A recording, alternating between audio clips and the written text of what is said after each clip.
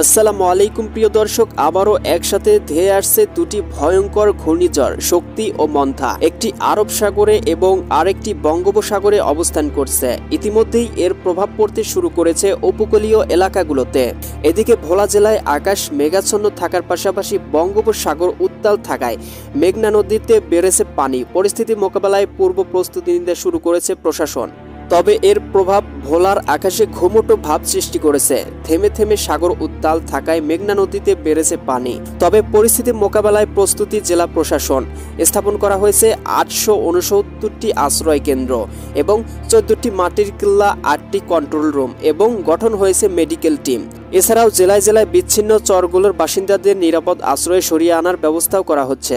আগামী 28 তারিখ থেকেই বঙ্গোপসাগরে তৈরি হতে যাচ্ছে গভীর একটি নিম্নচাপ, যা রূপ নিতে পারে ঘূর্ণিঝড় মন্থাতে। আবহাওয়া অফিস জানিয়েছে, কাল থেকেই দেশের বিভিন্ন অঞ্চলে শুরু হতে পারে বৃষ্টি, শিলাবৃষ্টি ও দমকা হাওয়া। বাংলাদেশ এবং কলকাতা আবহাওয়া দপ্তর থেকে পাওয়া আগামী 28 মে বুধবার দেশের আবহাওয়া কেমন থাকতে পারে তার পূর্বাভাস জানিয়েছে আবহাওয়া অধিদপ্তর। এইমাত্র আবহাওয়া গুরুত্বপূর্ণ ঝড় বৃষ্টি ও নিম্নচাপের আপডেটে আপনাকে স্বাগতম। ঘূর্ণিঝড় ও নিম্নচাপের প্রভাবে বাংলাদেশের দক্ষিণ পশ্চিমাঞ্চল, বিশেষ করে খুলনা, বরিশাল, চট্টগ্রাম বিভাগের উপকূলীয় এলাকাগুলোতে প্রবল বৃষ্টি, ঝড়ো হাওয়া বয়ে যেতে পারে। এছাড়াও ঢাকা সহ দেশের অন্যান্য অঞ্চলেও বৃষ্টিপাতের সম্ভাবনা রয়েছে। সুপ্রিয় দর্শক, আবহাওয়া অধিদপ্তর থেকে পাওয়া আগামী 28 মে বুধবার কোন কোন বিভাগ ও জেলাগুলোতে ঝড় বৃষ্টি, শিলাবৃষ্টি, গভীর নিম্নচাপ হতে পারে তার পূর্বাভাস সম্পর্কে জেনে নিব। তাই প্রিয় দর্শক, আপনারা কে কোন জেলা থেকে ভিডিওটি দেখছেন এবং আপনার জেলার আবহাওয়ার অবস্থা কেমন কমেন্ট করে আমাদেরকে জানিয়ে দিন। এবং প্রতিদিন আবহাওয়ার গুরুত্বপূর্ণ আপডেট পেতে আমাদের চ্যানেলটিকে সাবস্ক্রাইব করে বেল আইকন অন করে রাখুন এবং এই ভিডিওটাতে একটি লাইক করে দিন। প্রিয় দর্শক, আপনাদেরকে প্রথমে ঘূর্ণিঝড়ের আপডেটটা দিয়ে নিচ্ছি। এরপরে আপনাদেরকে জানিয়ে দেব 28 তারিখ দেশের কোন কোন জায়গাগুলোতে ঘূর্ণিঝড়, বৃষ্টিপাত ও নিম্নচাপ দেখা দিতে পারে। আমরা গত দিনে লক্ষ্য করেছিলাম ঘূর্ণিঝড়টি শক্তি হ্রাস করে গভীর নিম্নচাপে পরিণত হচ্ছে, কিন্তু ঝড়টি আবার প্রবল শক্তি সঞ্চয় শুরু করে দানবীয় আকার ধারণ করতে শুরু করেছে। আগামী 29 মে বৃহস্পতিবার এবং 30 মে শুক্রবার থেকেই ঘন্টায় 55 থেকে 60 কিলোমিটার বেগে আঘাত আনতে পারে দেশের উপকূলীয় অঞ্চলগুলোতে, বিশেষ করে টেকনাফ, চকরিয়া, চট্টগ্রাম, ফটিকছড়ি, সেনবাগ, মাতিরহাট, এরপরে ফরিদগঞ্জ, এদিকে লালমোহন, বরিশাল, কলাপাড়া, মাঠবাড়িয়া, হাতিয়া, এরপরে ভোলা, বোরহানুদ্দিন, পথেরঘাটা, এই অঞ্চলগুলোতে এই সময় 5 থেকে 6 মিলিমিটার ভারী বৃষ্টিপাতের সম্ভাবনা রয়েছে এবং 30 তারিখ দিনের শুরুতেই 55 থেকে 50 কিলোমিটার বেগে ঘূর্ণিঝড়ের বাতাস বয়ে যেতে পারে। আগামী 31 তারিখ শনিবারের দিকে ঘূর্ণিঝড়টি ভারতের পুরুলিয়া রাজ্যের দিকে অগ্রগামী হবে। এ সময় বাংলাদেশের উত্তরাঞ্চলে, বিশেষ করে সিলমারি, লালমনিরহাট, জলঢাকা, দেবীগঞ্জ, পঞ্চগড়, ঠাকুরগাঁও অঞ্চলগুলোতে 25 থেকে 30 কিলোমিটার অতি ভারী বৃষ্টিপাতের সাথে ঘন্টায় 27 থেকে 30 কিলোমিটার বেগে ঝড়ো হাওয়া, দমকা হাওয়া বয়ে যেতে পারে। এরকমটা চলতে পারে প্রায় 31 তারিখ রবিবার পর্যন্ত এবং 1 তারিখ থেকে আস্তে আস্তে আকাশটা পরিষ্কার হওয়া শুরু করবে। প্রিয় দর্শক, এখন আপনাদের জানিয়ে দিতে চাই আগামীকাল 28 মে বুধবার দেশের কোথায় কোথায় বৃষ্টিপাত হওয়ার সম্ভাবনা রয়েছে। 28 মে বুধবার দিনের শুরুতেই বরিশাল, লালমোহন, মাঠবাড়িয়া, এদিকে কলাপাড়া, পিরোজপুর, মতিরহাট, মির্জাগঞ্জ, ভোলা, বোরহানুদ্দিন, এদিকে রাজশাহী, মোহনপুর, নবাবগঞ্জ, ময়মনসিংহ বিভাগের দিকে মাদান, কিশোরগঞ্জ, লাখাই, মৌলভীবাজার অঞ্চলগুলোতে হালকা থেকে মাঝারি বৃষ্টিপাতের সম্ভাবনা রয়েছে। এদিকে দুপুরের দিকে পাবনা, মেহেরপুর, শৈলকুপা, ফরিদপুর, যশোর, লোহাগাড়া, মাদারীপুর, খুলনা, সাতক্ষীরা, মাদারীপুর, ঢাকা, ফরিদগঞ্জ, বরিশাল, এদিকে পিরোজপুর, মাঠবাড়িয়া, কলাপাড়া, লালমোহন উপকূলীয় অঞ্চল, চিটাগাং সহ ভারতের কলকাতার দিকে আকাশটা মেঘাচ্ছন্ন থাকবে এবং 4.9 মিলি মাঝারি থেকে হালকা বৃষ্টিপাতের সম্ভাবনাও রয়েছে। এ সময় বাতাসের গতিবেগ থাকতে পারে ঘন্টায় 15 থেকে 20 কিলোমিটার, তবে খুব একটা বজ্রপাতের সম্ভাবনা নেই। এদিকে বিকেলের দিকে কুমিল্লা, ব্রাহ্মণপাড়া, ব্রাহ্মণবাড়িয়া, হোমনা, নরসিংদী, নাসিরনগর, এদিকে ভালুকা, কালীহাটি, টাঙ্গাইল, সিরাজগঞ্জ, বেড়া, বাগমারা, তারাস, বগুড়া, মহাদেবপুর, রাজশাহী বিভাগের প্রায় সবগুলো জেলা মেঘাচ্ছন্ন থাকার সম্ভাবনা রয়েছে।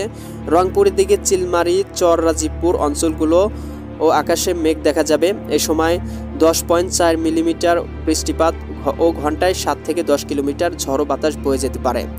এদিকে সন্ধ্যার দিকে বগুড়া, মহাদেবপুর, সরিষাবাড়ি, সিরাজগঞ্জ, ময়মনসিংহ, চররাজীবপুর, ঘোড়ারঘাট, বালুরঘাট, এদিকে লাখাই, কাপাসিয়া, সিলেট বিভাগের মৌলভীবাজার, বিশম্বরপুর সহ ঢাকা বিভাগের অনেকাংশেই বৃষ্টিপাত হতে পারে।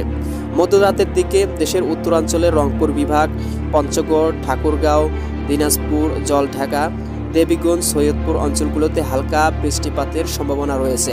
এদিকে রাতে সিলেট বিভাগে মৌলভীবাজার, বিশম্বরপুর, ফেনারবাদ, জগন্নাথপুর, বাগমারা, নেত্রকোনা অঞ্চলগুলোতে বৃষ্টির সম্ভাবনা রয়েছে। বিশেষ করে জগন্নাথপুর, চতকবাজার, সিলেট অঞ্চলে ভারী বৃষ্টিপাতের সম্ভাবনা রয়েছে।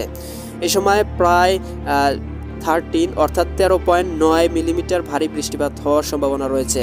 সুপ্রিয় দর্শক, ঘূর্ণিঝড় মন্থা কিন্তু এখন বঙ্গোপসাগরের একেবারে গভীরে একটি নিম্নচাপ হিসাবেই অবস্থান করছে। তবে এটা কিন্তু আস্তে আস্তে শক্তি সঞ্চয় করে ভয়ঙ্কর এবং দানবীয় ঘূর্ণিঝড়ে পরিণত হচ্ছে, এবং এটা যদি উপকূলীয় অঞ্চলের দিকে ধেয়ে আসে এবং আঘাত আনে, এটা কিন্তু বিপুল পরিমাণ ক্ষয়ক্ষতি করতে পারে।